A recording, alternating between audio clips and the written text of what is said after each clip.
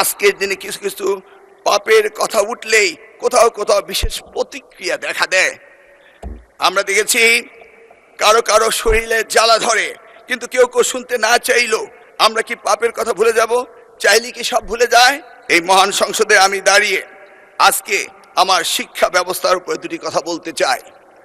আমি দেখেছি শহীদ রাষ্ট্রপতি জিয়াউর রহমান মাত্র 16 দিনের জন্য তিনি শিক্ষামন্ত্রীর দায়িত্ব নিয়েছিলেন এবং তিনি এই শিক্ষার ব্যাপক পরিবর্তন এনেছিলেন।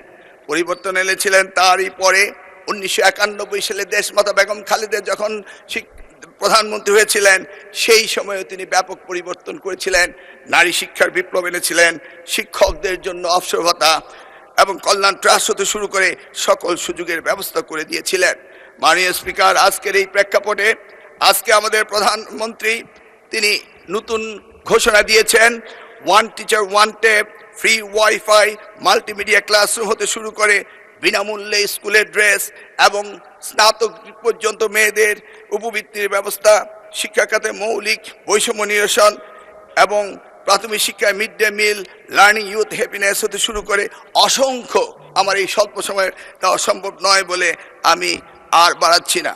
মাননীয় স্পিকার, তিনি মাধ্যমিক স্তরও এই ধরনের অনেক সুযোগ সৃষ্টি করেছেন, এমনকি তিনি টার্সিয়ারি লেভেলের এডুকেশনও অনেক সুযোগ সৃষ্টি করেছেন, যেটা করেছিল 1992 সালে প্রাইভেট ইউনিভার্সিটি অ্যাক্ট করে বেগম খালেদা জিয়া এবং ন্যাশনাল ইউনিভার্সিটি অ্যাক্ট করে এই দেশে বেসরকারি খাতে শিক্ষার ব্যাপক পরিবর্তন এনেছিলেন মাননীয় প্রধানমন্ত্রী।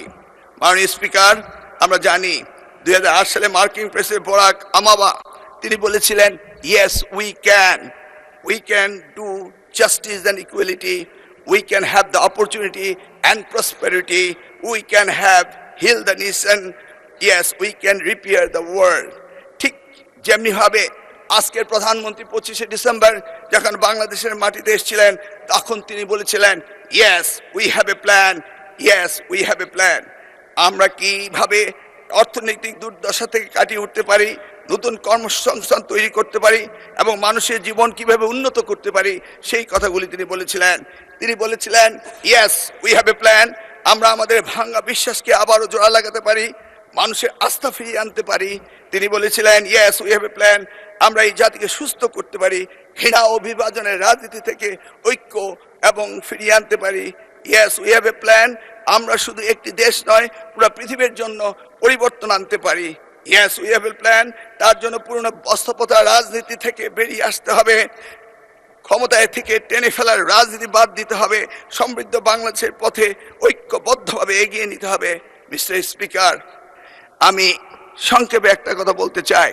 আজকের দিনে কিছু কিছু পাপের কথা উঠলেই কোথাও কোথাও বিশেষ প্রতিক্রিয়া দেখা দেয়।